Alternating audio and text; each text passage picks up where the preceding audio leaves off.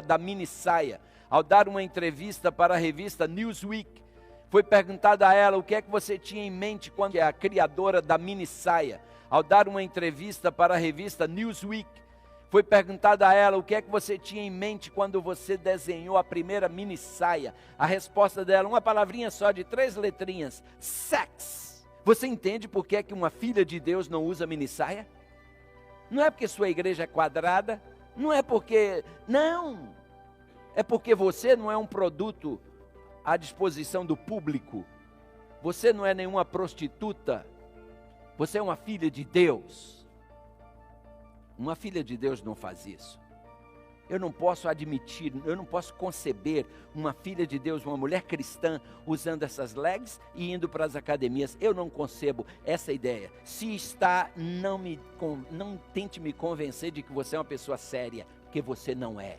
Se fosse, não botaria uma roupa dessa e sairia da porta da sua casa para fora. O pecado de se misturar, irmãos. Parece haver entre os filhos de Deus um irresistível desejo de fundir-se, misturar-se, mesclar-se com o mundo. Às vezes isso se manifesta na maneira como nós nos vestimos, irmãos. Irmãos amados, quando nós nos tornamos cristãos, Paulo diz que nós damos uma meia volta. Isso chama-se conversão.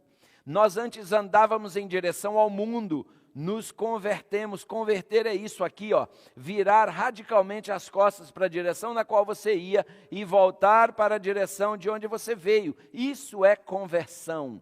Isso quer dizer que quando eu andava nessa direção, eu me vestia de uma maneira, eu me divertia de uma maneira, eu comia de uma maneira, eu bebia de uma maneira. E aí, mas quando eu fiz isso, tudo muda. Eu preciso pegar o meu guarda-roupa de quando eu andava naquela direção e talvez jogá-lo todo fora e começar de novo, vestindo-me de forma apropriada, de forma decente. Sua vestimenta fala muito mais do seu caráter do que você imagina.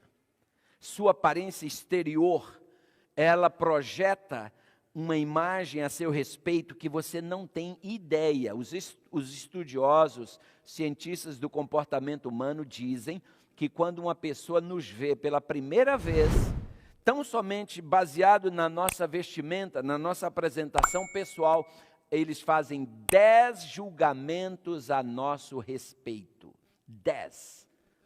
Por isso as empresas sérias se preocupam muito em estabelecer um dress code para seus funcionários.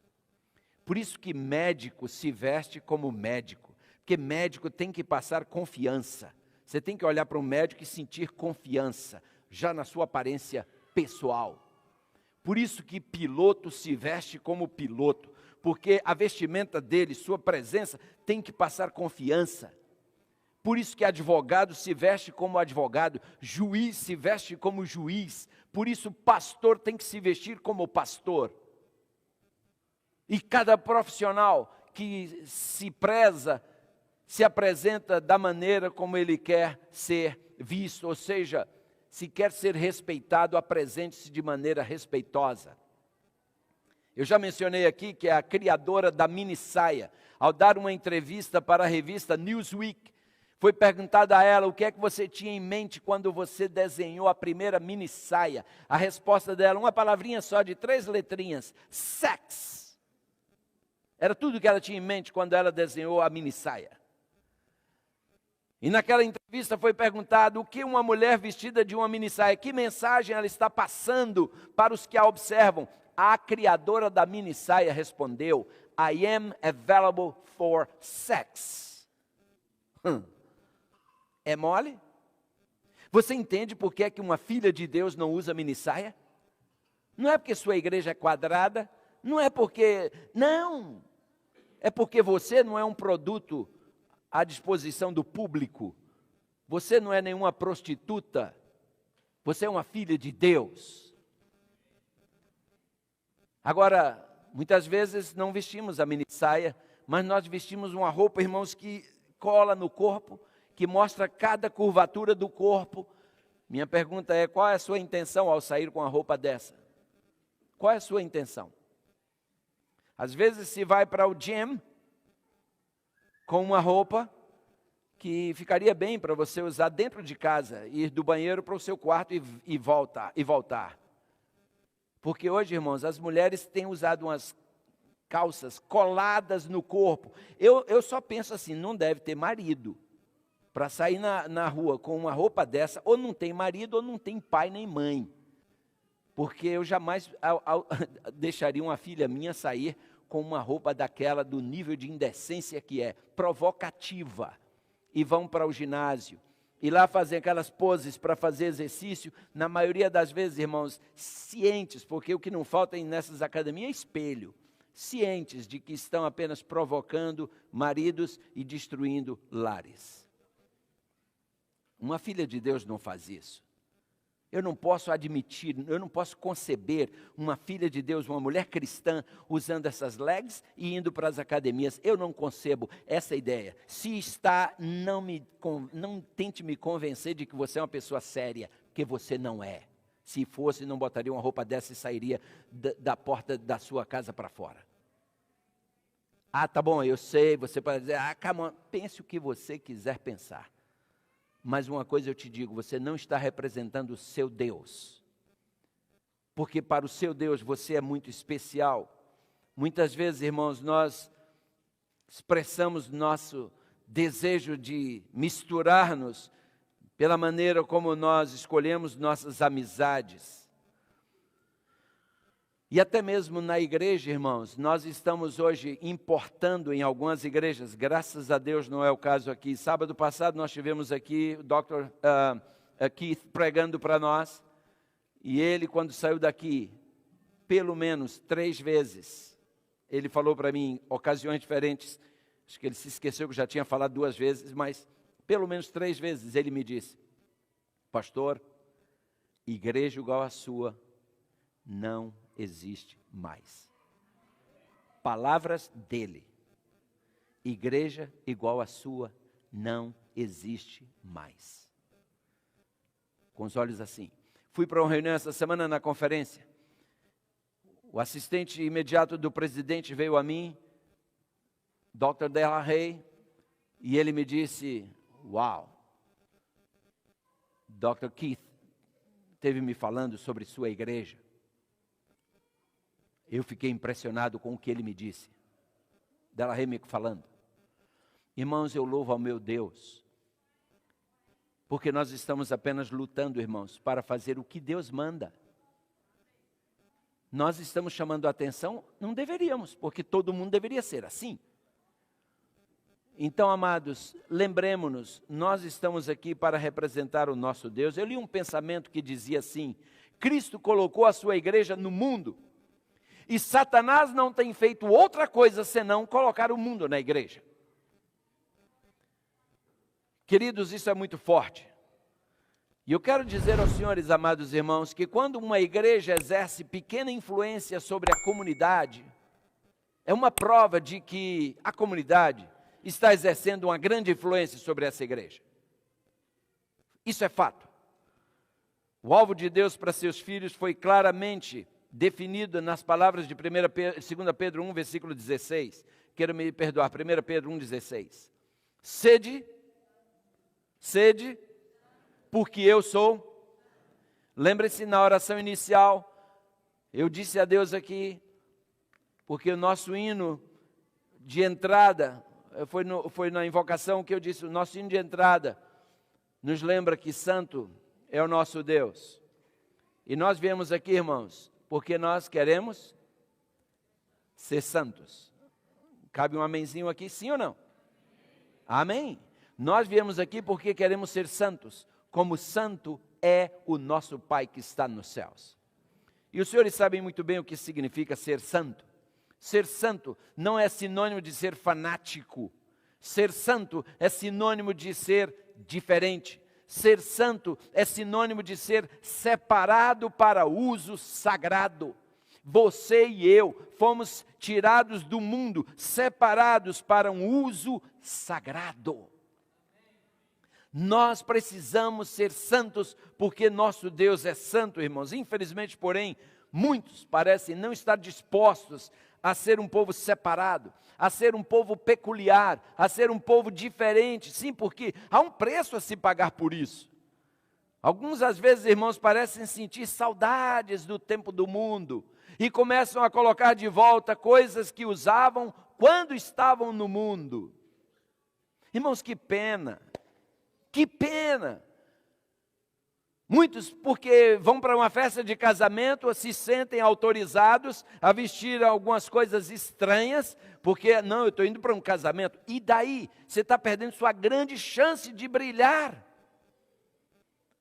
E a gente se pinta porque não é um casamento. Casamento, a Bíblia não dá abertura para você deixar de ser cristã, porque está indo num casamento.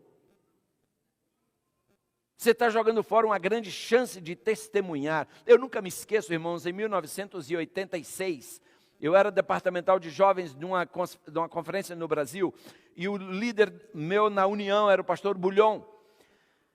E nós fizemos muitos eventos juntos para a juventude da minha conferência. E num desses eventos, nós estávamos trabalhando para um projeto para reunir 15 mil jovens.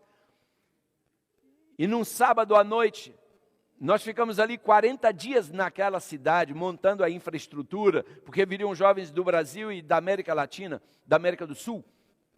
E num sábado à noite, convidaram o pastor Bulhon e a mim para irmos a um casamento, a uma festa de casamento, e nós fomos.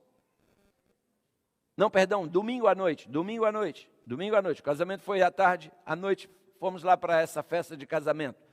E era num sítio de um irmão. E quando chegamos ali, pastor Bulhon e eu ficamos um pouco de lado. Bulhon na época ainda não era o famoso Bulhon que ele é hoje. Bulhon na época ainda era pouco conhecido. Então a gente estava assim de lado, nós dois observando os jovens, conversando, e era um sítio, e tinha assim uma pequena elevação, e nós ficamos ali olhando a juventude. Aí o pastor Bulhon disse assim: você está vendo aquela menina de azul? Falei, tô. Ele disse, olha a diferença. E eu disse, não, já notei. Irmãos, parecia uma gota de óleo na água. Uma menina totalmente diferente, para o bem. Sem nenhuma maquiagem, sem nenhuma vaidade, com uma vestimenta decente. A moça tinha um brilho, uma beleza que a destacava das demais. E o pastor Bulhon dizia, veja, aquilo ali deveria ser a norma, e infelizmente a exceção à regra. Irmãos queridos, assim tem sido. Há um preço a se pagar, e muitos parecem sentir-se cansados das regras, dos regulamentos estabelecidos por Deus para reger a vida do seu povo. Parecem não resistir à primeira oportunidade que tem para desenterrar a velha natureza, o velho homem. Mas Deus nos diz, vós sois geração eleita, o sacerdócio real, a nação santa, o povo adquirido, para que anuncieis as grandezas daquele que vos chamou das trevas para a sua maravilhosa luz. Irmãos, Moisés compreendia que só havia uma coisa que tornava o povo de Deus especial. Moisés entendia que o que os tornava diferente dos demais povos era a presença de Deus no meio deles. É muito interessante quando a gente lê Êxodo capítulo 33, é um outro texto que eu vou ler quando eu falar aqui de joias, sobre joias, mas Deus vinha acompanhando o seu povo desde que saíram do Egito. Quando você chega no capítulo 33 de Êxodo, Deus diz, chega, não vou mais no meio de vocês, não, eu vou mandar um anjo com vocês, vou expulsar os inimigos, mas eu não vou no seu meio, não vou com vocês mais. E Moisés entra em pânico e diz, Senhor, peraí, o que está acontecendo? Por que o Senhor não vai conosco?